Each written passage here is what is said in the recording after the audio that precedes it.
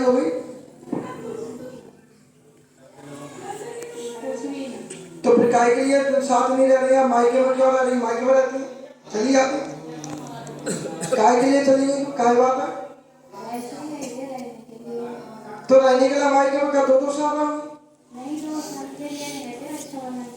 रक्षाबंधन त्यों का आएगा, तुम्हारा घर कैसे चला फिर?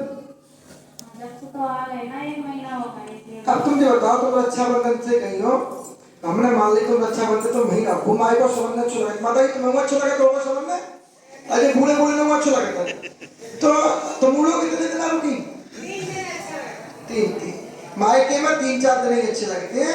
3-4 दिन अपनी शोभा, अगर तुम्हें अपनी शोभा ही बिगाड़ना तो भैया आज ही बताओ, भैया कि नहीं जाता हो तो बिटिया की अगर मायके में जगह होती तो भाई नहीं हो तो बिटिया की सही जगह मायके बनेगी, बिटिया की सही जगह कहाँ है? ससुराल।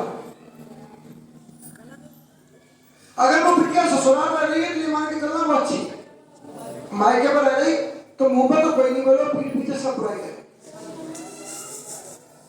बात भाई बेटा समझ रहा तुम, हम तुम्हारे भाई के नाते ही समझा रहे हैं, अच्छे से समझना, और भाई के नाते में कहना बहुत अच्छी बात कहना है, समझना है तुम्हारे ऊपर। तो आपको यही रहना है, ससुराल रहो। इतने दिनों तुम 2-3 महीना मायके पर रहोगे तो तुम छोड़ो हो गया, तब तक पता नहीं तुम्हारी सास नाका बेच बेच के धरिया बताओ, तो तुम्हारे सही चलो या भूलो बताओ, दादा सही कह रहा है कि नहीं कह रहा? भाई पास में करो, क्यों रहती हो इतने दिन? लड़का लड़ता कमी हो तो बताओ, तो फिर कहा इनमें कमी हो तो तुम बताओ, तो फिर क्या बात है? काय के ऊपर लड़ाई झगड़े हो? क्यों होते लड़ाई झगड़े? बात बताओ। पहली बात आप समझिए, पत्नी क्या है? अर्धांगिनी होती है। तो मैं कक्का देखो तुम, भाई बुढ़ापे पर भाई काकी है नहीं छोड़ रहा है, काकी काकी कि तो की काकी भाई घड़ी, हाँ तो ये भाई कक्का होते हैं, ये बुढ़ापे पर काकी है नहीं छोड़ रहा है। तो तुम अगर तुम लोग अब 4 दिन विवाह के भाई तुम लोग समझ लो,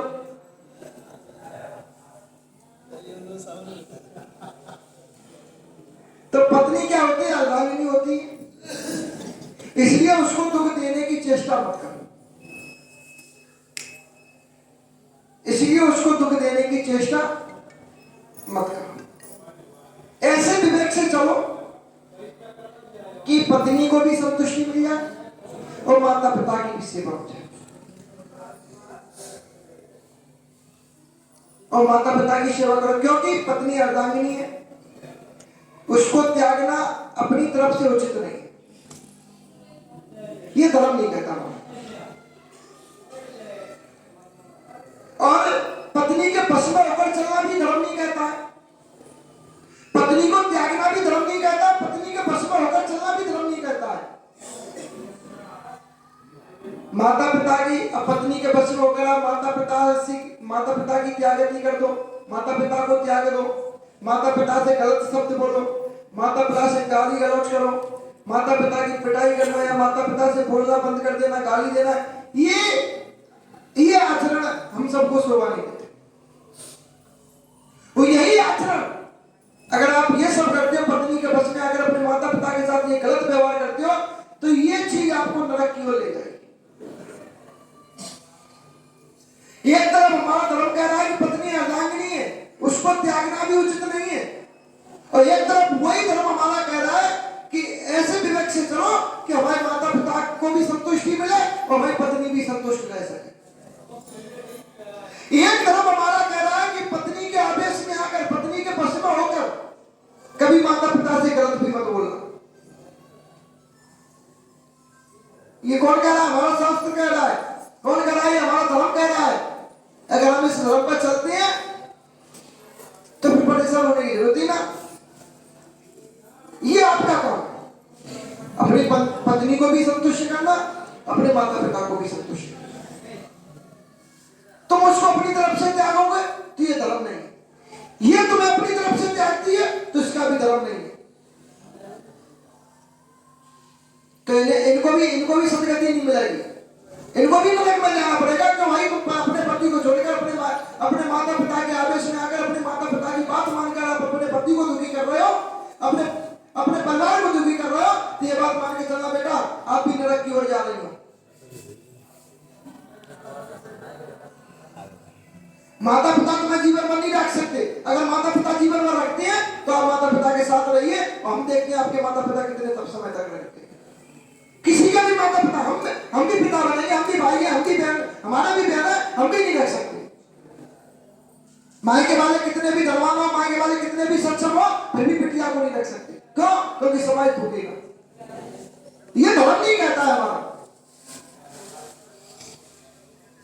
बेटा, ये धर्म नहीं कहता है। आज के समय में हो क्या रहा है, हम लोगों का धर्मांतरण हो रहा है, हम लोग अपने धर्म को भूलते जा रहे हैं। परेशान तो इसी वजह से।